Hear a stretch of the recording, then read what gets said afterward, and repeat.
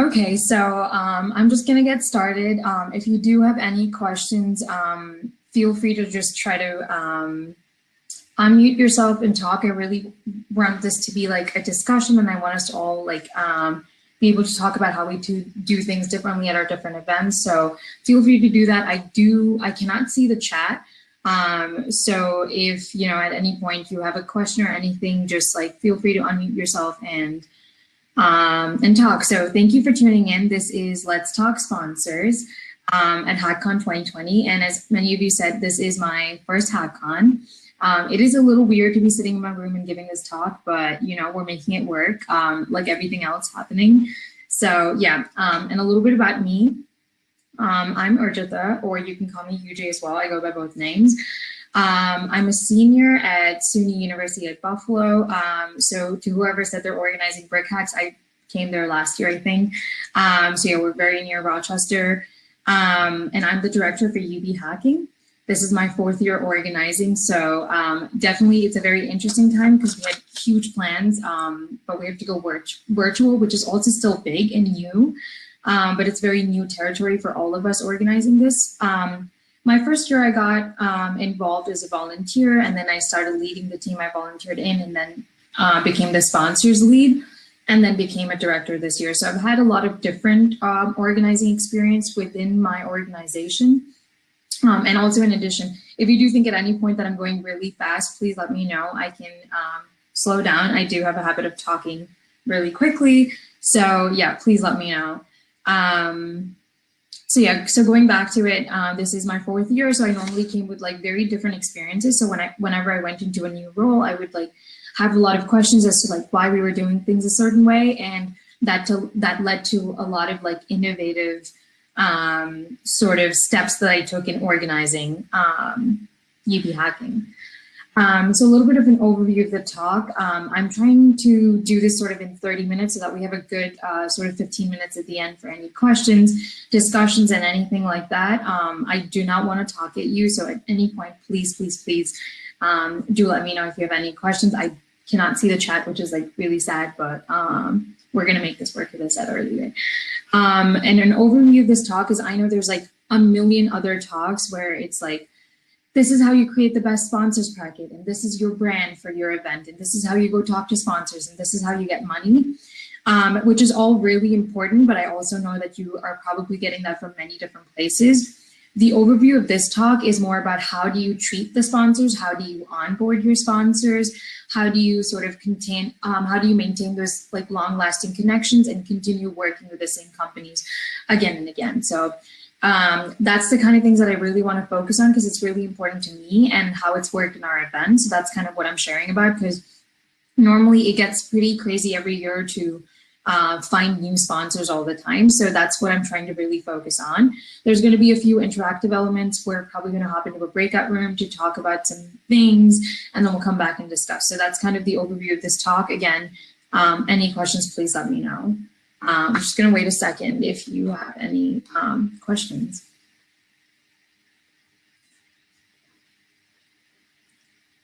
Okay, this is like really weird way of doing it, but I'm going to continue doing it.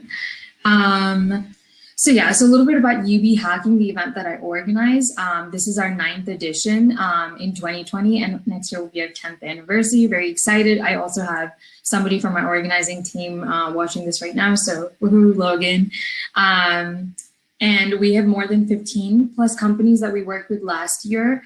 And that was the most amount of sponsors we've ever had, which also meant that we raised the most amount of money last year. And we were definitely trying to up our own sort of high last year, but we're in a very like sort of different situation. We don't know what's happening with the country and just like a lot of different factors, but we still hope to, have a really good event for our students. So this is like kind of the main important question that made me think about why I wanted to give this talk, because a lot of times people are like, well, talk to companies, get sponsors, you need the money to make a good event, but like, why should you really care about elevating a sponsor's experience? Like, why does that really matter? And how does it impact your hackers, who are like the most important aspect of a hackathon? And it's as simple as the more engaged and effective that our sponsor experience that we create, the more effective and engaging it is for our hackers to be there. So I can clearly say from experience that most of our hackers who come to UB Hacking say that their most like memorable experience from like UB Hacking was actually talking to sponsors and creating those connections. And that was because we made sure that the sponsors had a good time at our event, and we like small things that you normally might like really miss out on. And we really cared about those little aspects, which elevated everybody else's experience. So it's really important to care about those like little things. And at the end of the day, there are also people who are taking time out of their days, mostly weekends, and leaving their families behind and coming and spending a day with like hackers. I know they get a lot out of it, but it's also important that we give them something. And that's kind of why I really wanted to have this workshop and really share all this information and get all of your perspective as well. So moving on, kind of what we're specifically going to cover is like 3 aspects, which is before the event, which is sort of like the onboarding after you have the meetings and things like that during the event. And that's definitely when it was in person, there's a lot of different challenges. When it's a virtual event, there's like a different bunch of challenges. And then post-event is sort of how you keep that connection going. How do you like remain connected with those sponsor reps and really make them feel like they want to come back next year. So very important things, and that's kind of how I split this workshop into. So starting with the pre-event and talking about like my organizing team, this is the UB Hacking organizing team, and I couldn't not add them here. So here they're all there, and there's a lot of planning that we do, and we're normally working on it for an entire year in advance. So yeah. So it's a little shout out to them. So coming to sort of the initial outreach and meetings of when you're actually getting to talk to the sponsors, onboarding them, there's 2 steps that I really care about. And the first one is pipeline of student leaders. And this is really, really, really essential because there's a huge turnover in most universities and most hackathon leadership. So there's a little bit of lack of consistency. There's lack of like maintaining those like bonds and like actually keeping it very strong. So having a pipeline of student leaders really helps. So if you have a bunch of people that you onboard their freshman year, then there's probably a high chance that they'll continue doing it for 4 years, which is a very good chance that they'll get a lot of exposure in the event. They'll talk to a lot of partners and they'll really understand that. And they can also overcome tunnel vision, which is kind of what I spoke about when I came from like a logistics aspect to a sponsorship aspect to a director's position now. So I've done 3 very different things, and that makes me give a more holistic approach when I'm thinking about a certain issue for the hackathon than somebody who's always been in sponsorship or somebody who's always been in the logistics of the event or like a tiny little aspect of it. So having students get involved very early on helps with them getting a lot of different experience and just creating a better hackathon overall. And that's kind of what I mean by pipeline of student leaders. And the other part is I personally have this in my university, which is we have a little bit of academia red tape. And that's where we need to have a little bit of faculty and staff involved with us. And that could be anywhere from like our department to other sort of offices in our school. But for the sake of this, I'm going to keep it short. We have somebody named Nick Lane who works with us, and he does sort of sponsorship and does collaborations with other companies for the entire university. But he works very closely with UB Hacking and really understands what our event is. And most times these people can be more helpful than not.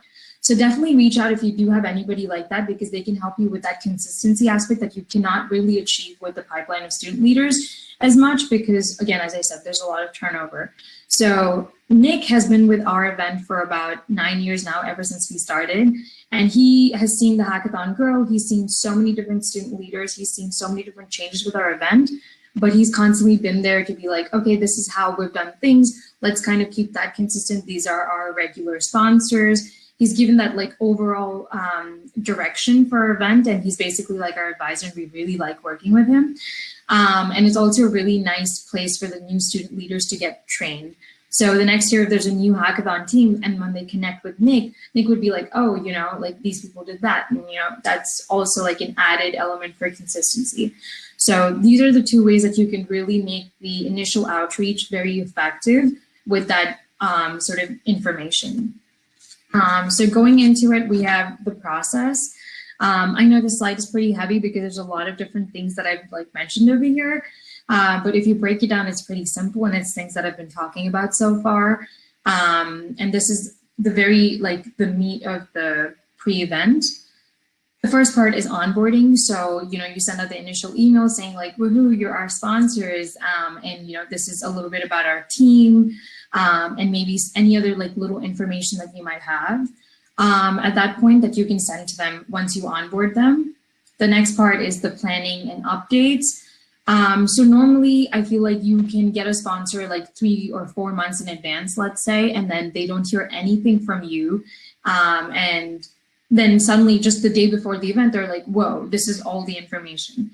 That can be very sporadic and not really come off in a good way for the sponsors and the companies.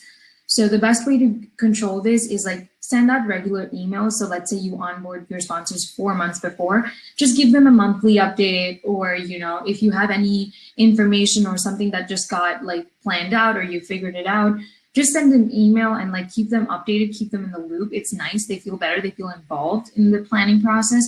And these little things go a long way with sponsor reps. So you can take it from my experience, they really like these emails. Even though you might feel like, oh my God, they have a lot of emails.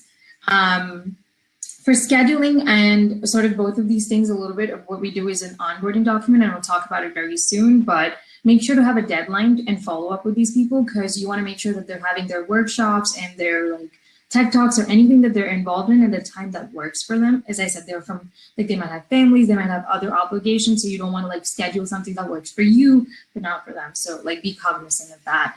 And the last one is the sponsors event, and this was my baby last year. Like when I say that, like it was really like from when I started off, and like I just mentioned it in a meeting to make it really like form the idea, talk to other organizers, got everyone on board. Like it was something that I really, it was like a brainchild from the start to end, and I was very excited about it and the way it came up. So I'm very excited to talk about that as well. So going back, I did say that we're gonna have a little bit of like an engaging aspect of it. So if we could just hop into breakout rooms, and this is a little bit complicated, so I'm gonna come back here. So yeah, so for doing breakout rooms, you'd have to go back to sessions, and we're gonna have to create like, I think all of you are able to create breakout rooms, or we can just have a discussion here. If anybody wants to unmute and talk, that would be really cool. But if you want to share your experience, okay, yeah, there's a question. I'm just.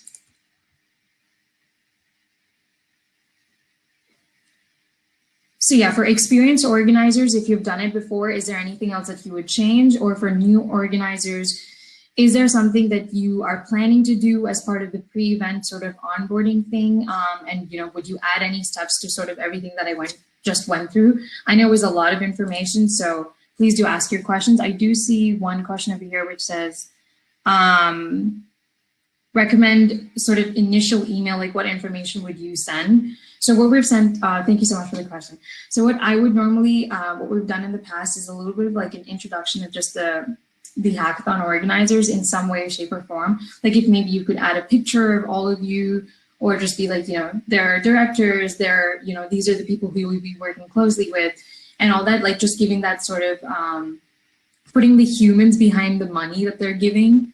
I think it really helps them to understand like, oh my God, I'm just like handing like an X amount of money to like these like college kids and what's happening. I think it really helps to know like, okay, you know, these are the people who are organizing it. Maybe you can have extra meetings or anything like that. Other than that, we've normally said like date. If we figured out when we're gonna have a date, we also send like some sponsors information and things like that. Is there anything else? Would anybody else want to jump in and say what they would send in an initial email?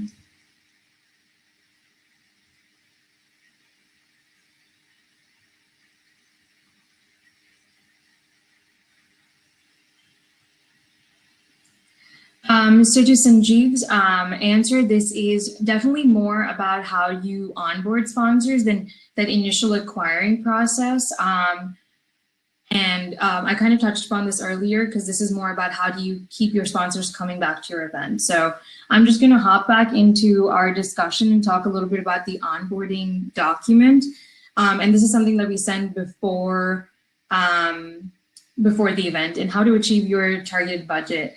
I think that's always an interesting thing. And what we do at our event is we have a rollover. So I'm not sure how many of your hackathons do that. So please send a yes or no in the chat.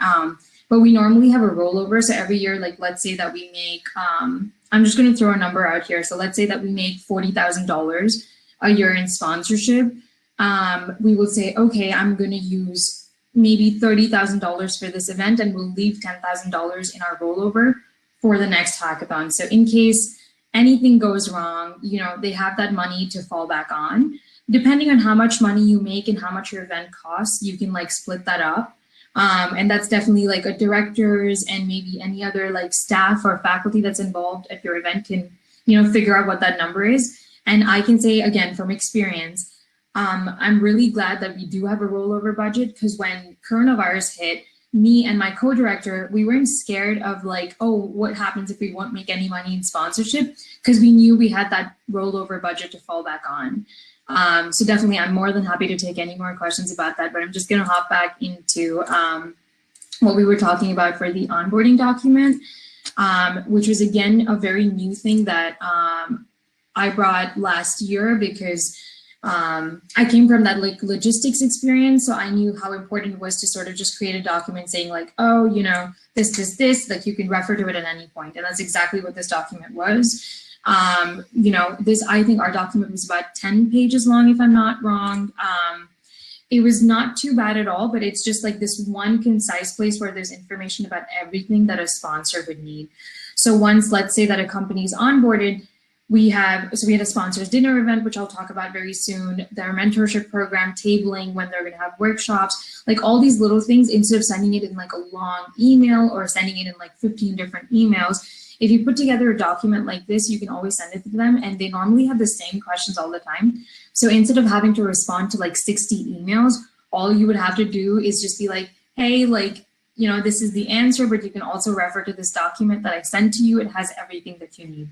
So definitely this is a great time and will save a lot of time for organizers. Highly recommend that. So coming back to the sponsors event and the highlight that I really wanted to talk about that we did last year. So we did a little dinner event the night before for all the sponsor reps and all the organizers. Because normally during the event, it can be a little, it can be very hectic. Like I have gone 2 years without talking to any sponsor reps at the event just because I was like running around and getting things done. So depending on how busy your event is, this is definitely very helpful. Because again, as I said, it adds to the element of like the sponsor reps are getting to meet the organizers and just form bonds. And also organizers can, like this is a great opportunity for all the leads in your like, event to, you know, network and like personally, you know, look at their career options and things like that. So I think this is a great event to just connect even before the hackathon. And we're also planning to do this in a virtual format this year. So it's not really going to be a dinner event, but we're going to do a little bit of like a coffee chat. But we're still trying to implement it in a virtual setting. So I think it works both ways and I think it's very effective. So highly recommend it if you can make this happen. So quickly moving on to sort of the second aspect of this whole workshop, which is during the event. And this is another picture from UB Hacking and sort of all the sponsor booths. As you can see, the sponsor reps are there and there are like a lot of students talking to them. So a little bit about our hierarchy. Well, in our like UB Hacking team is we have 2 directors and then we have about 7 different teams and each of them are led by 2 leads. So we call them co-leads and then they have, you know, team members and volunteers under them. Again, our event has been around for 9 years, so there's been a lot of evolution in terms of how big the organizing team is, and we might be a little bit bigger than other schools might have, or you might have a bigger organizing team. I'm not sure, so please do throw it into the chat of how many organizers you have. But that's kind of our structure. So normally what I tried to do last year was I was the sponsors lead with another person, and just the 2 of us for 15 companies just doesn't make sense. Like I don't have enough time during the event to go and like make sure they're all fine. So we had both of us, we had 7 other team members join us who helped us during the event. So I assigned each of them to like 2 companies, and they would just like make sure that they're doing fine, they have everything that they need, you know, they can get checked in, like all those like little things. It's really helpful. And I think it can also be helpful in a virtual setting with any like sort of tech difficulties, or if they don't know what's happening, or if they have any questions, to have like an assigned sponsor liaison would be really helpful. So if I have, depending on how many people I have in the team, or like even in my organizing team, and then just assign them to like a sponsor just to make sure, check in regularly. I think this goes a very, very, very long way with sponsors, because they really like it. They like that like sort of personal treatment, so that you're not just treating them like, oh, you're another sponsor and you gave us money and that's all we cared about. So I think it really helps with that. Of course, if it's an in-person event, having like a separate designated check-in area. I don't know how relevant this is to any of your events right now, because I'm guessing most of them are virtual, but just make sure there's a clear space of where they can check in, because we haven't had this in the past at our event and it's normally been a little, very messy. Again, another aspect that happened in in-person event, was a hospitality lounge. And this was just a space where all the sponsors could relax, take a minute from like all the like sort of hectic, like they're just constantly talking all day. So if they want to like take a minute, take a breather, they can go to this room, grab some water, food, whatever. That's kind of what we did last year with the hospitality lounge. Very, very, very well received by our sponsors. All of them came back saying, I really loved the idea. It was great, because I know sponsors really hate cutting the line and grabbing food earlier. And this is also an amazing thing for organizers, because you can just go, again, take a breather, grab food, talk to sponsors. It's a great place. So a little tip, if you have an in-person event, or you can pass it on to the other people who do, hopefully next fall. So kind of another question is, what kinds of benefits do you wish to provide your sponsors in a virtual event? Because this was definitely something that my team was working on very recently, because a lot of innovative things that we've thought about have always been in person. So are there any ideas you have for doing it in a virtual event? So please throw it in the chat.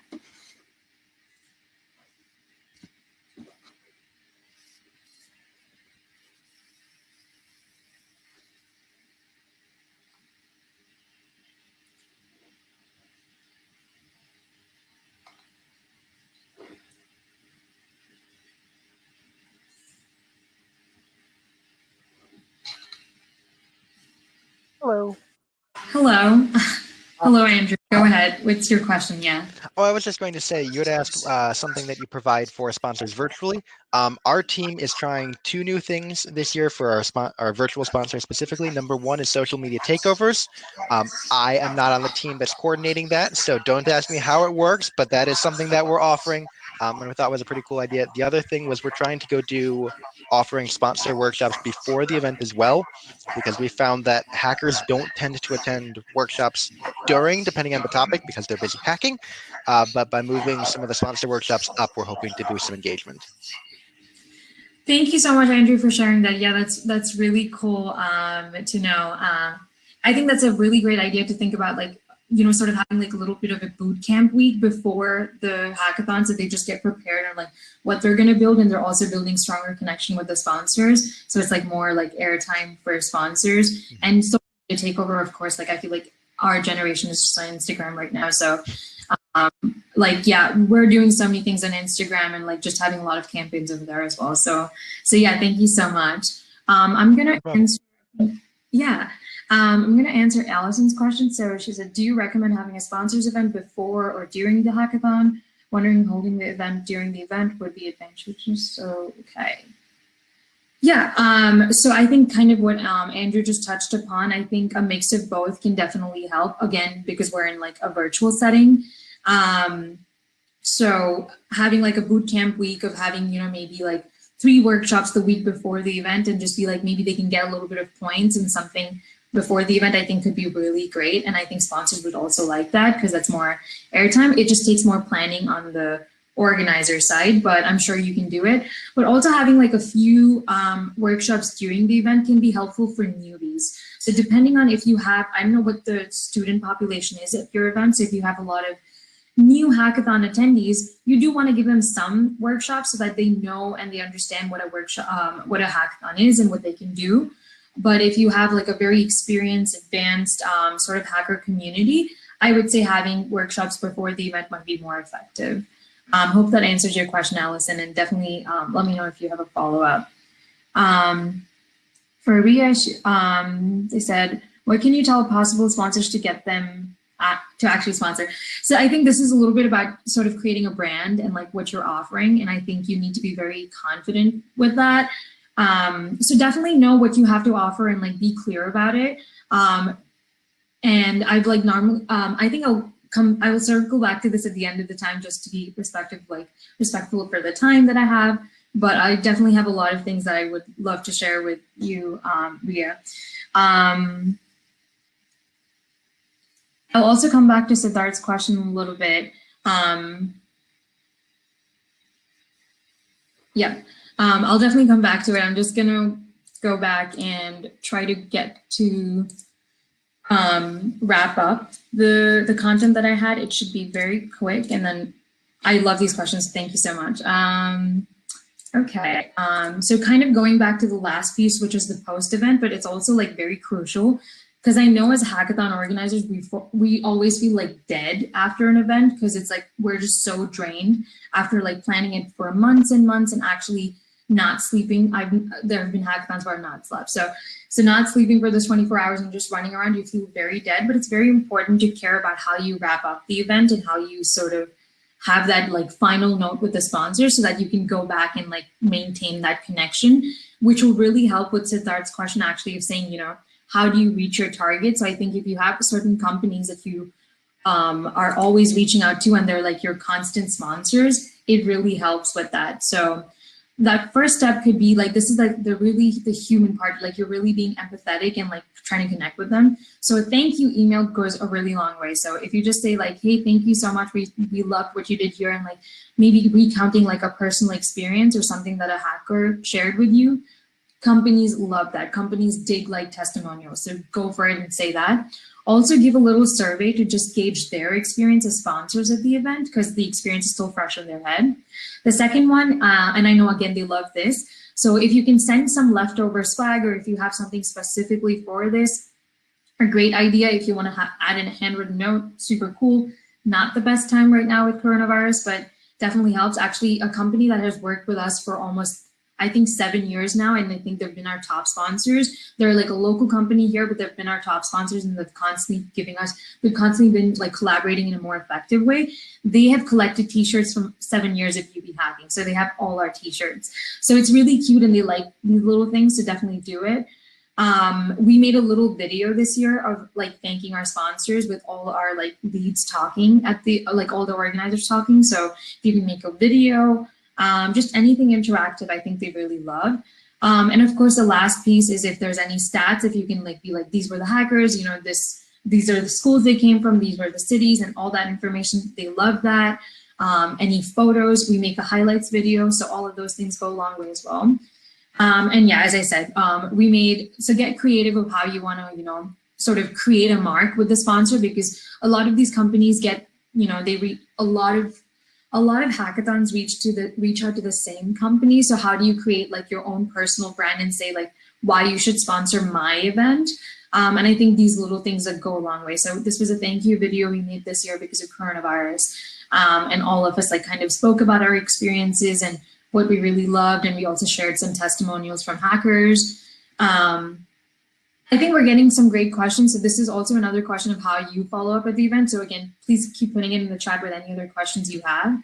And of course, connect with me on LinkedIn, or you can also send me emails at urjitha@buffalo.edu. You have all the slides, so definitely reach out.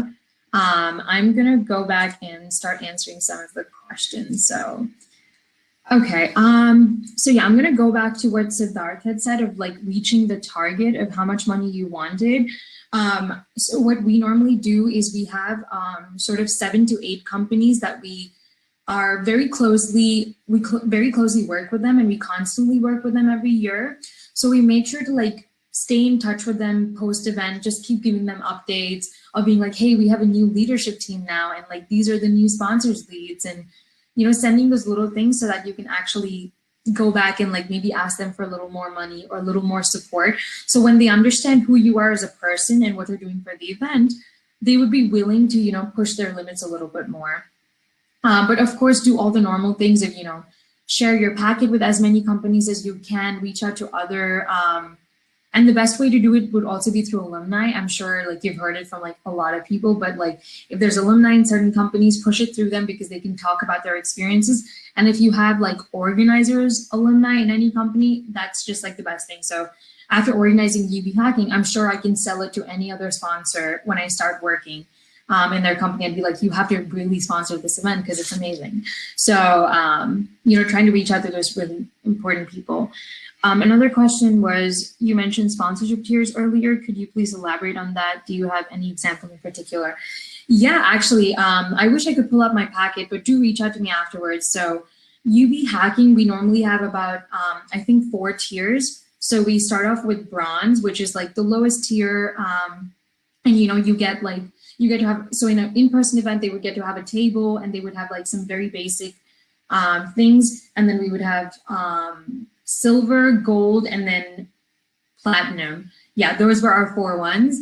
So each of them, you know, we raise the money a little bit more and we give them more benefits. So if they are like a gold sponsor is when you can have a workshop. And if you're like a platinum sponsor, you would be able to have a bigger table and you'd have 2 workshops. And, you know, depending on how you want to schedule it, there's a lot of examples. And again, you know, reach out if you want to talk about it more, but you can definitely like, you know, depending on what other things that you can offer, you can split it up and like give more advantages to higher tiers, of course, so that you're pushing sponsors to give you more money. And of course, it happens over time. So we didn't have this packet in 1 year. We had this packet like in year, I think 5 or 6 of our event, and the packet has changed every year. So, you know, as your event grows bigger, as you have more hackers, it definitely, you know, adds to it. So if anybody wants to unmute yourself and ask a question or like, you know, share your experience, please do. I can do that now. The next question is, what if our sponsors don't respond to our emails? It's been happening a lot to my team, which makes it really hard to, I feel that on a personal level. It's also been happening to us. And also the other aspect of it, which you said, coordinate workshops and fireside chats. So there's 2 parts to it. These people have a full-time job, they have families, they have a lot of other things. So they're normally very busy and our emails might really get lost. So it's like follow up, follow up, follow up. And I would also say set deadlines. I know it feels weird to be like, hey, you know, you're giving us money, but this is also your deadline to figure everything out, but it helps. So last year when I was the sponsors lead, I said, when we created that onboarding packet that I spoke about, I, you know, wrote like a timeline at the end of everything. I was like, please let us know by this date when you want your workshop. Let us know by this date when you want your fireside chat. So I had like deadlines into that document. And when I sent the email, I just like sort of bolded that line so that they, you know, it kind of hits them and they remember that, oh, you know, we need to send a response by this. Most times when, you know, you send that to a sponsor rep or you do your second follow-up email, they're mostly really nice and will respond. So, you know, we just got to keep doing what we have to do. You know, they're busy people. I know we're also busy people, but it's kind of like what we have to do. If there are any other ideas, I would love to know, but I think the 2 things that's worked for me is follow-up emails and also setting deadlines. And, you know, when they see that date, you know, they work towards it. I think just as we all do as college students. Have you tried scheduling a call with them? Yeah, I just saw that. So somebody said that. Definitely scheduling a call, meetings. If you know anybody in the company. So what we've done in the past is we have some local companies in Buffalo that we work with, and a lot of our alumni work in that company. So we'll just be like, hey, you know, can you let your like boss know he needs to respond to our email? So, you know, we would just like whisper into these people's ears and then, you know, it would definitely go up. And that also works, you know, because these people used to work in the company or they have meetings. So it'd be like, hey, you know, respond to UB Hacking.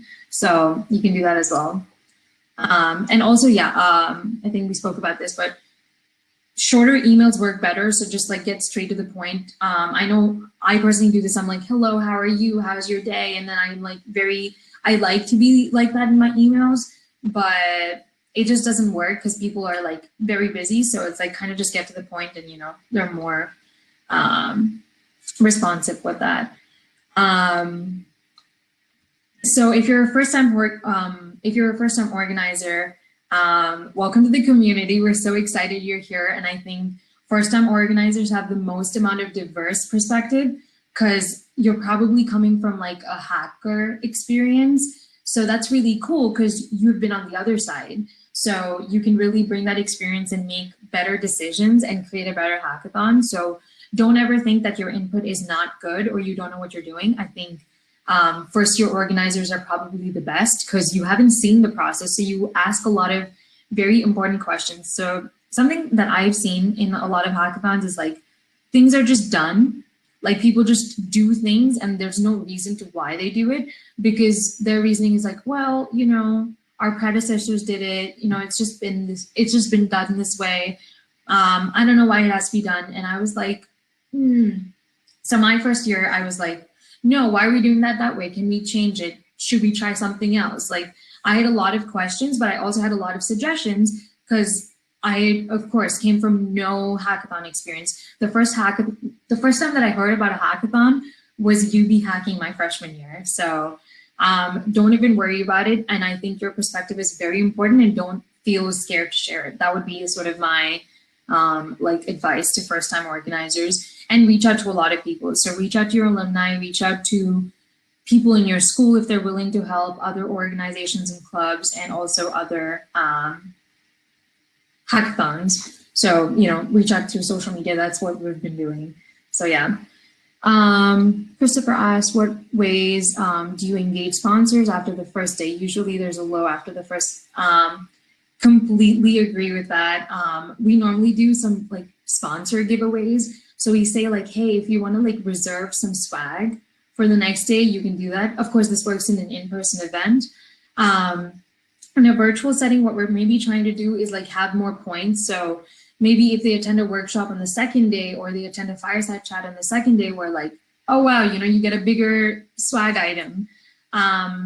It's always really difficult to do this, but I think the best way is to like space out the workshops and fireside chats because some companies, everybody wants to go to those companies. Some companies, they don't know what it is. So I think really spacing it out, I think will help. But I've also personally like witnessed in UB hacking that some of our fireside chats just don't have that many people. So, you know, kind of going around making announcements, being like, hey, jump onto that group or something like that will help.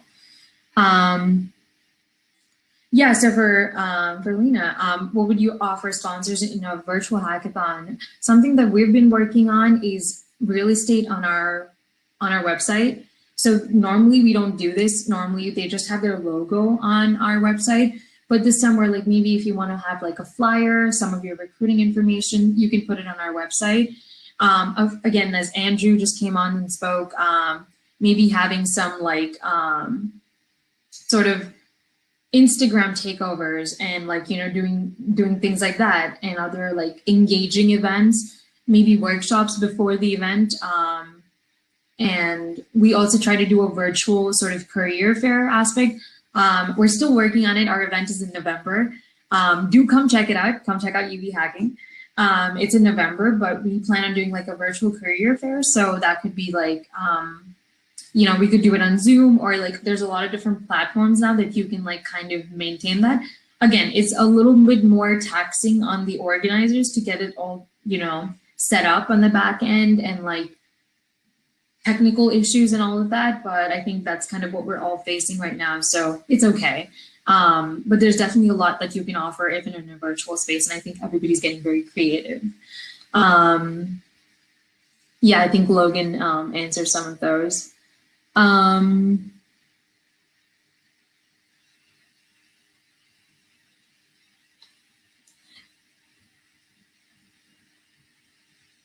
Yeah, so Sanjeev asked for another question, which was a little bit more about how we did the sponsors dinner. So last year, we let them know, so it was in our onboarding document saying, hey, you know, can you like be free for this night? Of course, the sponsors didn't only work for like our local sponsors or anybody who flew in a night before. If you have a lot of sponsors coming in from a different area, it might not be the best, so you can do like a virtual coffee chat. But we were just like, hey, we're gonna like, they just came to the venue. So we were lucky enough that we had the sponsors in the same venue where we have our event. And we just showed them around. We did a little PowerPoint about like how the event's going to go, because a lot of our sponsors were new last year, so they had never been to a hackathon or they'd never been to UB Hacking. So we just give them a little bit of perspective of being like, hey, you know, this is our event. This is what you need to do. Let us know if you have any questions. These are the organizers that you should talk to. So just getting that like interaction going. And then we sort of just had tables set up and like people just sat down and, you know, it was like a networking event. So it was half of it was informational, half of it was networking. And I think it really worked well for a sponsors dinner.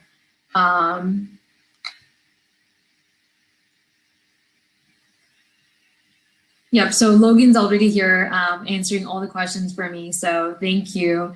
And yeah, absolutely. I can share the slides in the Talk Notes channel as well. Thank you, Andrew. And please let me know, connect with me on LinkedIn and email me with any questions you have. If you want to share your packet or anything like that, I'd be more than happy.